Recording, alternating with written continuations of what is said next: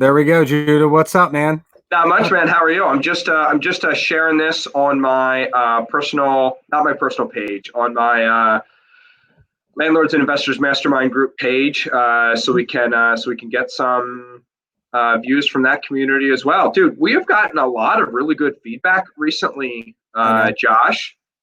People are liking what we have to say, and I am very encouraged by that. If you are getting value out of this and you want to send Josh or myself a text message, believe me, that is meaningful to us.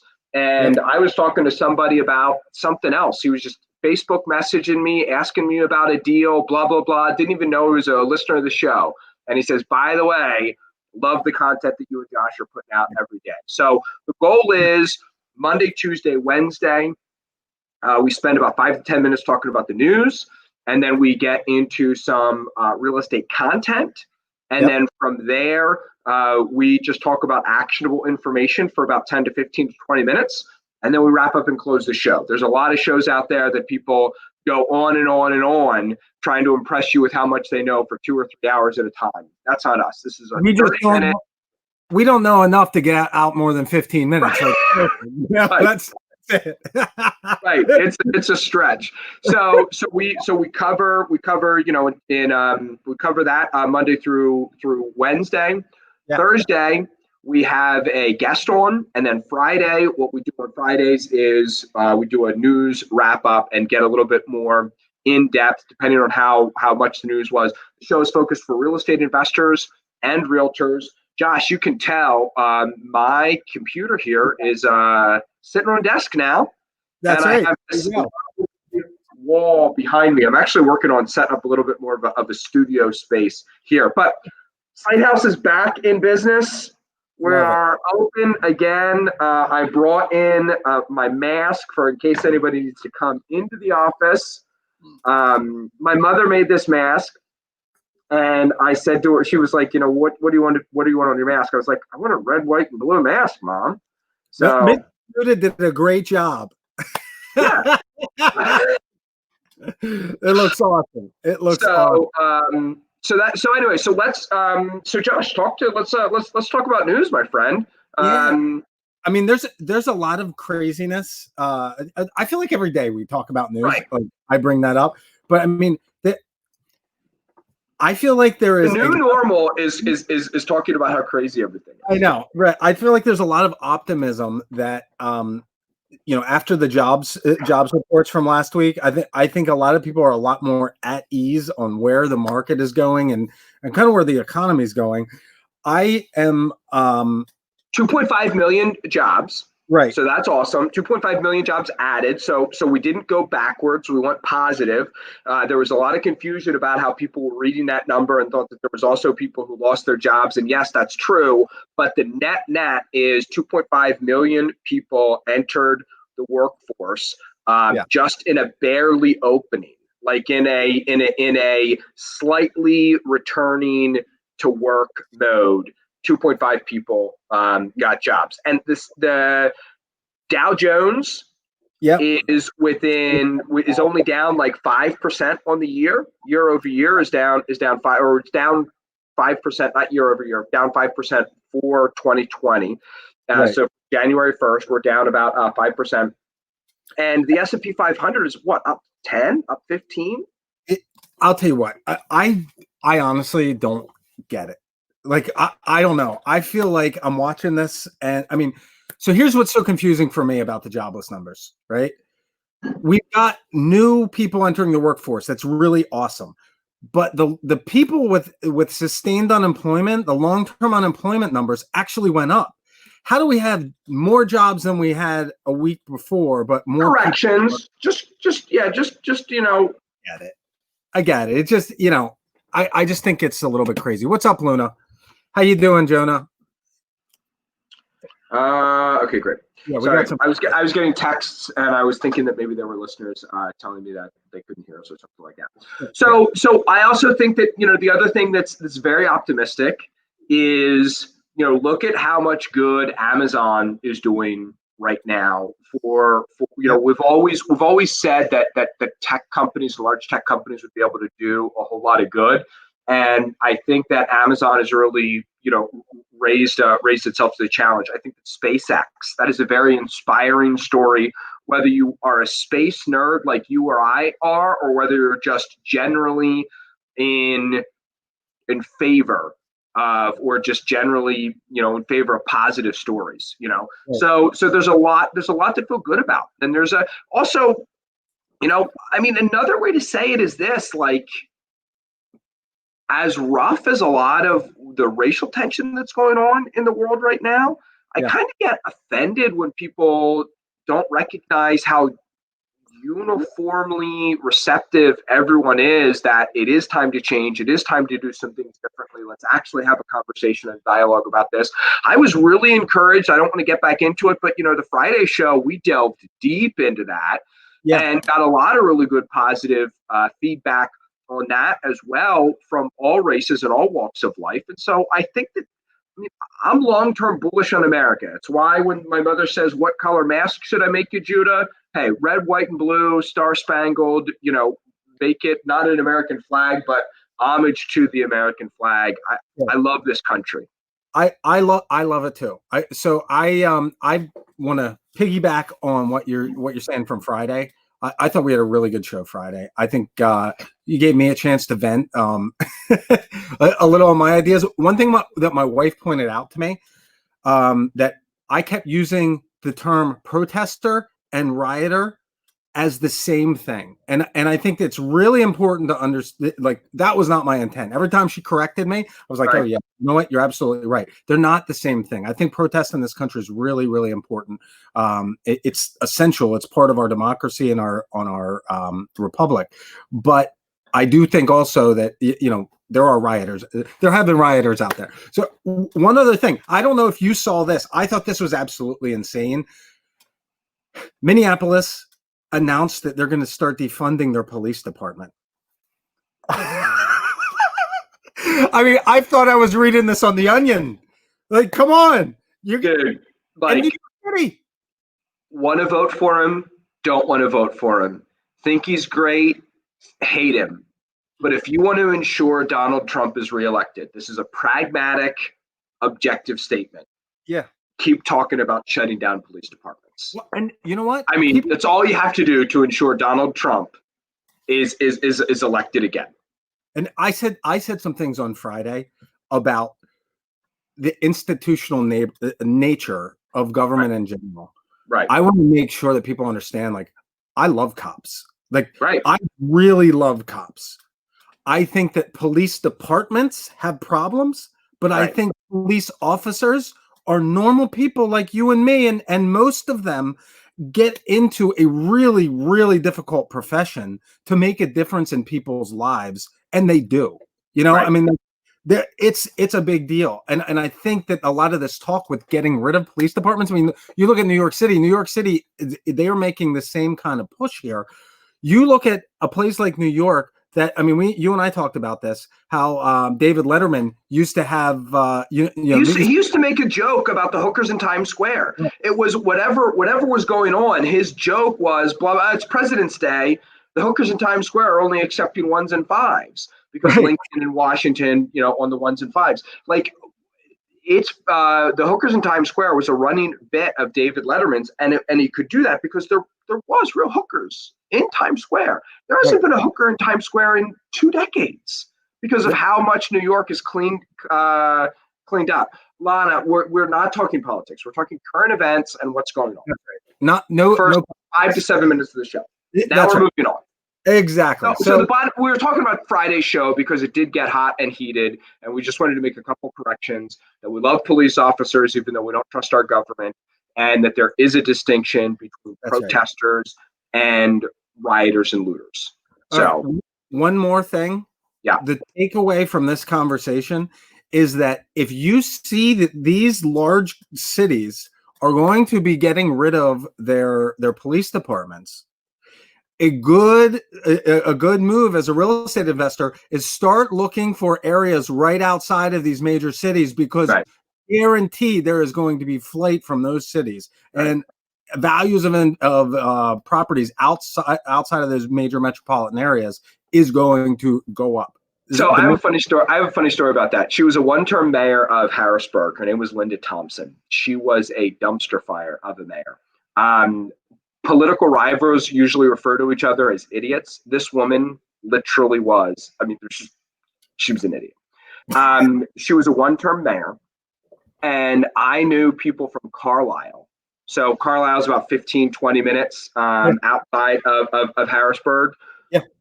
who said my rents are going up because of how many people are leaving Harrisburg under Mayor Linda Thompson, and they contributed to her reelection campaign and did all this other stuff like that. So yeah, I mean, bad policy definitely leads to flight from cities. Yeah, yeah, that's great. All right, let's jump in here. Okay, so let's take a look at what we're going to cover today. If you today, tomorrow, and moving forward, as long as it takes us to get through it, we're not going to rush through this content because I think there's a lot of good content here. That's right. I agree with you. You know, we put this together. Put these slides together, looking at, you know, look, there's a lot of things that new investors do that are not so smart, and a lot of times you don't realize that you're doing them until you're no longer a new investor. That's exactly right. So let's take a look at this, and you know, the first one, you know, first thing that we talked about. Hold on, Josh. Let's just cover this really quickly, okay. Because you know, you are a real estate investor. You're a hard money lender. Yep. You have also, you know, helped coach and mentor on a free basis a whole lot of people. I'm an executive at a property management company. I run a real estate investor club, and I was a hard money lender at one point and had a mortgage lending company where we did residential and retail loans. Like, we're not just active real estate investors ourselves for 20 years. We network heavily with the real estate investing community. And these are all the mistakes that we have seen that community make. And some of this stuff, as we talked earlier about cringeworthy, some of this stuff is just absolutely cringeworthy that people make. And they signify to everybody, hey, I'm a newbie. I don't know what I'm talking about. I haven't done any deals yet. Don't start taking me seriously yet. And so you've got to stop doing these things, not to lie to people and tell them you're successful, but you've got to stop doing these 10 things so that people don't think you're completely unsuccessful. Yeah, exactly. And you know what? There are plenty of people that are new into real estate that are really successful in life. I mean, this is one of the qualifications that I look at as a lender. Right. That, you know, look, there are plenty of people that have never done a real estate deal before, that the likelihood of their success is really high just because they've been successful in life. They made good decisions throughout their life. And like, that's kind of what we want to guide people toward, as opposed to many of the things that you hear either from gurus or from, you know, just lack of knowledge, you know, because there are certain things that it seems like on the surface, it seems like the right thing to do. Or you see a guy who's done 100 deals and you're going, yeah, he does this. Maybe I should do that. When, you know, it makes sense when you're doing 100 deals, but not when you do one or none. Right. And you probably didn't start out doing that thing. So you probably need to scale to that, and maybe he does it for that way for a reason. So yes, let's get into this content here. Number one is don't set up an LLC. So go ahead. Well, I want to start with why you should set up an LLC and why when you start you don't need to or you shouldn't. Right? Correct. Like, what's an LLC for? I mean, it's if you talk to an accountant or you talk to an attorney, they're going to give you two different answers, and both of them are correct, right? And both of them are good, and both of them are reasons you should set up an LLC. You absolutely should set up an LLC after you've done 3 or 4 deals. Right, exactly. So, I mean, it gives you biggest reasons for an LLC are, number one, it streamlines your taxes. It gives you anonymity. Even though not a whole lot of anonymity, because, you know, in Pennsylvania, you can, if you know how to search online, you can find out who owns any LLC in about 3 to 5 minutes. But it maximizes your financial benefits, it maximizes your legal protection and things like that. The problem with an LLC is far too many people, they agonize over, do I want to set up a limited liability corporation, or do I want to be a C Corp, or do I want to be an S Corp, where the general partner of it is a Nevada LLC with a trust managed out of, you know, Delaware. And you spend you spend $10,000 setting up the entities, and you don't ever generate any income. I mean, if you're not going to have any assets to protect, don't worry about asset protection. Right. And also you come up with creative names and like a combination of your kids' names together and whatever. No, your mama gave you a name. It's a great name. Do business under that name for the first 3 or 4 deals. Once you've done a couple of deals, find out if real estate's right for you. There's a lot of people who tried selling Mary Kay and they found out later, hey, Mary Kay wasn't for me. And now I have, tons of stuff. Well, the problem is if you do an LLC, you then have to close down that LLC. And I've done a lot of loans for people 2 to 3 years after they quit real estate investing. And I'm like, okay, well, what's the story with this LLC? We have to get a letter of good standing from the state of Pennsylvania, because the state of Pennsylvania just assumes if the LLC is set up and you haven't filed taxes, you're going to get a $1,000 tax bill and a $1,000 fine. Now, once you file a 0 tax return, they usually waive the fine and everything like that too. But it can take an extra month to do a loan transaction. It can just bog so much stuff down. All right, so I want to add 2 cents here. Yeah, a lot of people will get stuck on what should I call my company. Right. I mean, this kind of piggybacks on this, and I'm going to ask everybody out there, what's the largest and most well-known brand for home buying companies in the entire country? And I'll bet you if we had 100 people watching this, there'd be 10 that would come up with a name that would be close. And I mean, the biggest franchise across the country isn't even that big, and that's HomeVestors. Right. But other than that, like, there's a couple here and there. But if you ask Joe Schmo on the street, they don't know who the heck you are. They don't know anybody. They don't even know. Ask Joe Schmo on the street. You show them a picture of Mike Pence, they don't know who it is. Right, exactly. You know what I mean? You're not going to. Who the vice president is, they don't know. Ask them ask somebody. It's just great. It's not important. Right. So everybody does that to kind of inflate their ego. Yeah, don't tell people you're a newbie. At all of these investor clubs, there's a chance to stand up and say who I am. I'm not telling you. Do not tell people you've done 80 deals. Don't tell people that you're more successful than you are. Don't tell them that you have 100 rentals. You just don't have to volunteer. My wife and I are looking to do our first deal. My wife and I haven't done anything, and we're looking to get into this. Yep. Even if you're just there to learn, just say, hey, here checking you guys out today. Just don't say, hey, we're not even sure if we want to get started in real estate, because then the second time you come or the third time you come, like it just takes a while for people to forget that you're a total and complete newbie. Don't volunteer that information. Yeah, and I mean, everybody starts in the same spot.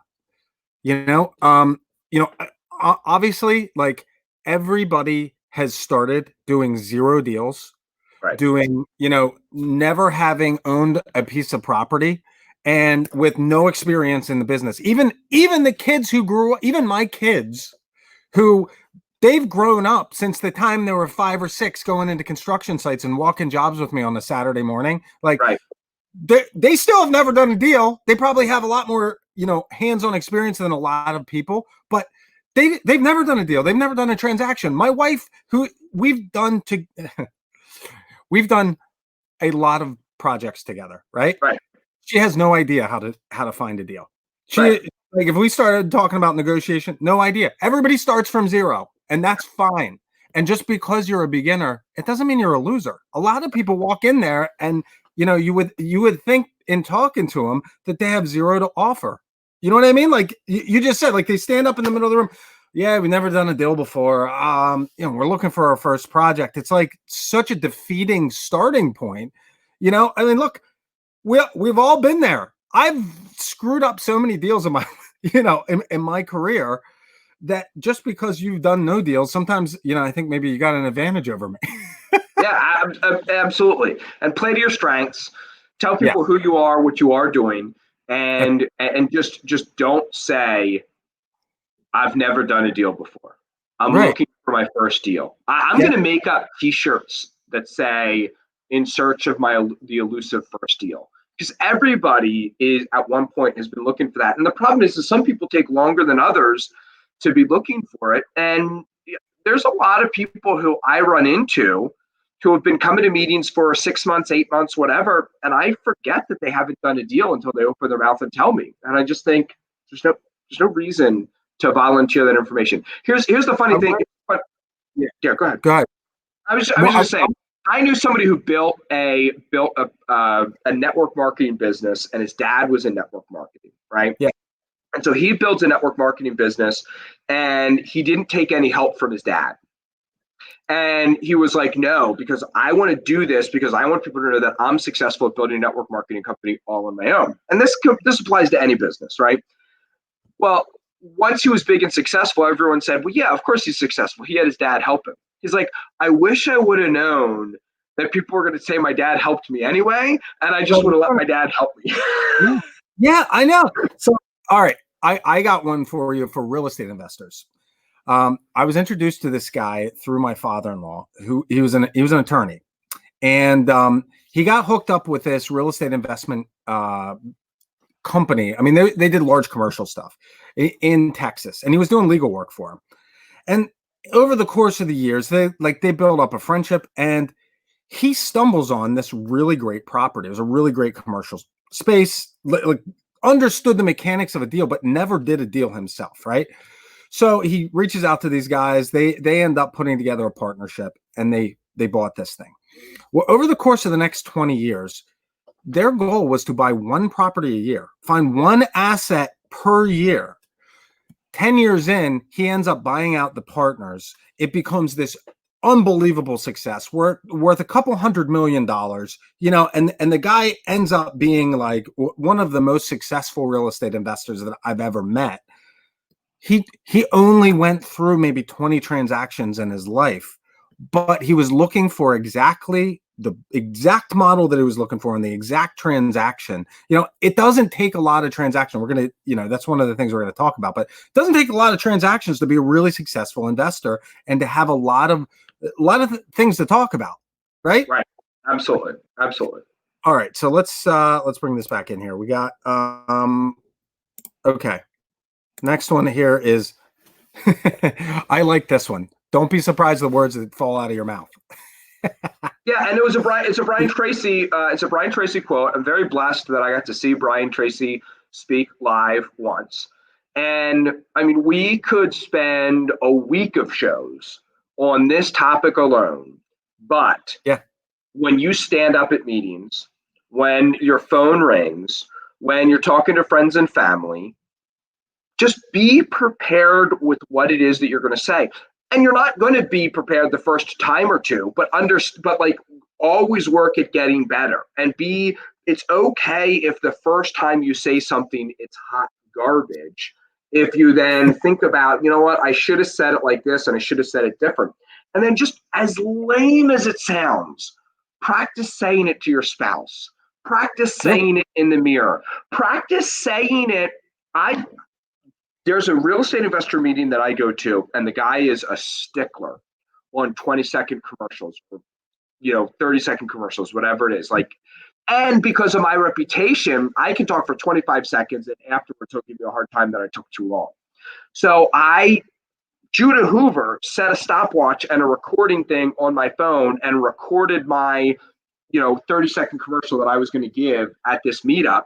And every month I have a different 30-second commercial that I give based on whatever it is that I'm pushing or selling or whatever part of if you haven't figured out by now, I have multiple plates in the air at any one time.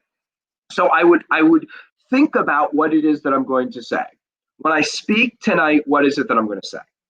Well, and you ought to really have 3 scripts that you understand and know off the top of your head that you can deliver at any time. The elevator speech is the first one. 20 or 30 seconds, describe what you do, describe who you are, and get people's attention. I remember that you are the average of what people hear about you. So don't give them the average stuff. Give them the very best you got and make it short and sweet, right? Second thing is a phone script. You need to know what to say when the phone rings, whether it's whatever your business is, but in real estate investing, motivated sellers, incoming and outgoing. Right. And then third, it's your presentation. You got to know your pitch.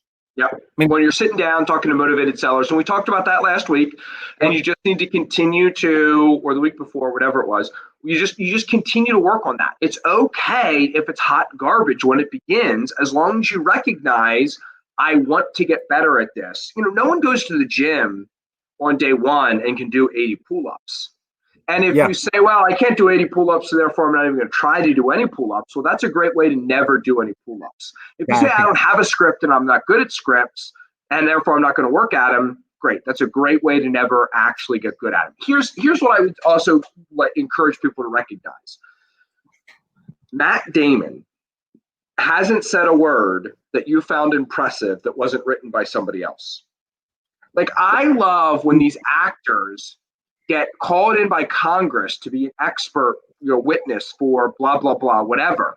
It's not like they wrote the movie that they portrayed that you think they're impressive at. They just memorized somebody else's lines, added their own feeling to it, added the feeling the director told them to add to it. It wasn't even their feeling. It was somebody else's lines, somebody else's emotions. They put it together and they acted it out, and all of a sudden we fall in love with these people. Well, exactly. And so how do you perfect these scripts, right? The first thing is start with somebody else's stuff. Nobody has an original idea. Like, as much as we want to pretend we do, like, all the stuff that we know, we learn from somebody else. You know, you start there, memorize it, practice it, go through it. And then as you have practical application with it, you're going to realize, hey, like, this line doesn't work for me. It's not in my personality. It's not where I want to go with a conversation. So you get rid of it and you change it to something else.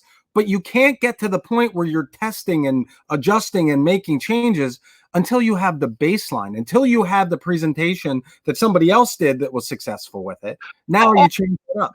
Also, so you might change the dialect and change the words that you're using and things like that based on your region. Based on just there might be questions that don't apply to there, like, if you're doing deals in Florida, the classic example is you don't ask, is the basement finished or not, because there are no basements in Florida. So there's certain things that you want to make it regional. Also, for me, when I was younger, I mean, I'm 40 years old. I grow this beard so that I don't look 16. When I was 21, 22 doing my first deals, you can imagine how young I looked. So I upped my dialogue. I just practiced 100% of the time using a larger vocabulary than the average person, so that it was subtle, but that I came across as somebody who was knowledgeable and trustworthy, even though I looked like a kid. Now I actually have the opposite problem, where sometimes I come across as too rigid and too stiff and too much of a stick in the mud. And so I do things to make my dialogue more casual. I specifically don't chop out all the ends and ums and ahs in my speech.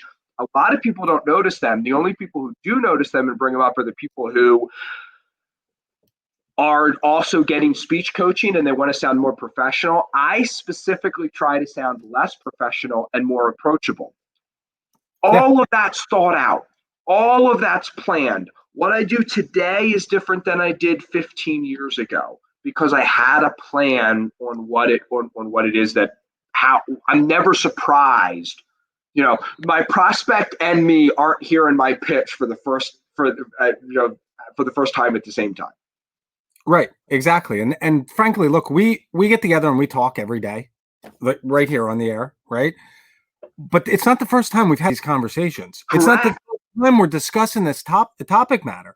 I mean, this is stuff that we have talked about and done practically time after time after time after time after time to get to the point where we're at. And we follow the same script. You find the script, you make it your own, you adjust and you customize it for your needs. As you're sitting there watching this, you got to do the same thing. Get into the rhythm of trying new things, trying them out, but start with the baseline of, look, this is what's been successful for other people. And it makes it more comfortable, and it sounds more natural the more you use it.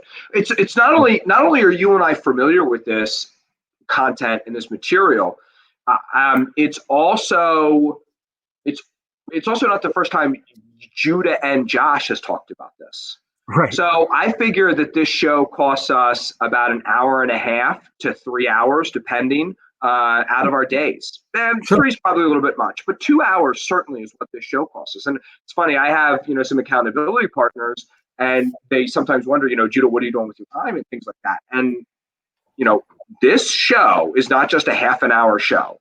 I Right. figure it is easily an hour and a half to 2 hour commitment every day, because we talk about what we're going to talk about, then we talk about it, and then you and I talk about what we just talked about, and we And plan and think about together and offline what it is that we're going to say. because we want to provide good content, and Right. that's the bottom line. I mean, at the end of the day, look, we both have businesses that we're running and we're part of. You with Slate House Group, me with Hard Money Bankers. But at the end of the day, like helping people be successful in real estate investing is what we want. Because at the end, look, if I can help people find great deals, they're going to call me to fund those deals, and vice versa. You help people finding good deals. They're gonna call you when it's time to sell them. They're gonna call you when it's time to manage them. They're gonna call you for more information, and like they're gonna refer you business. I mean, what am I trying to say here? Luna's a great example, right? Luna, we gave her a shout out last week because Taz brought her up in conversation. I mean, and I think it's fantastic. We end up building a larger environment and group of like-minded investors who all want to be successful, and we look for ways to help other people be successful because it helps us be successful. Right. And it's great. But anyway, we're coming to an end here. But go ahead, Judah. I was just going to say, so tomorrow we're going to pick up right where we left off, and we're going to be covering maybe the rest, maybe not quite all the rest of these 10 things not to do your first 30 days in real estate investing. That's right. How many do we get through today? 3, 4? 3 or 4. I'm not even sure. we got a couple that we got to speed it up tomorrow. Before we leave, Judah, tell us a little bit about Slate House Group, and what's so great about Slate House Group? What are you guys doing now, and that kind of thing? Well, we are a full service real estate company, so we can be your buyer's agent, be your listing agent. We can also manage for you. We manage about 4,000 units in 4 different states. And, today was the first day that we opened up our office again with masks, with social distancing and everything like that. But we're very excited to be working. Things slowed down maybe just a little bit while we were working from home, and, kind of the entire economy did. But we are here and ready, willing, and able to help anybody that has any property management needs. That's awesome. And look, Hard Money Bankers, we are a local lender. We have offices in Pennsylvania, New Jersey, Delaware, Maryland, Northern Virginia, and DC. We service all of those areas right here in Central PA. We got an office right outside of Hershey and Palmyra here. If you are looking for funding for your next real estate investment, whether it's a fix and flip, value add, rental property, commercial property, bridge loan, whatever, give me a call. We can give you we can underwrite the loan and get you approved within within a couple hours. Once we're approved, we can fund the loan within 24 hours. So, Hard Money Bankers, we're here for you when you need us. And on that note, we'll be here tomorrow, talking about the don'ts of first-time investors and how you can improve your real estate investment career. All right. Sounds great, everybody. See ya. Right. See everybody tomorrow.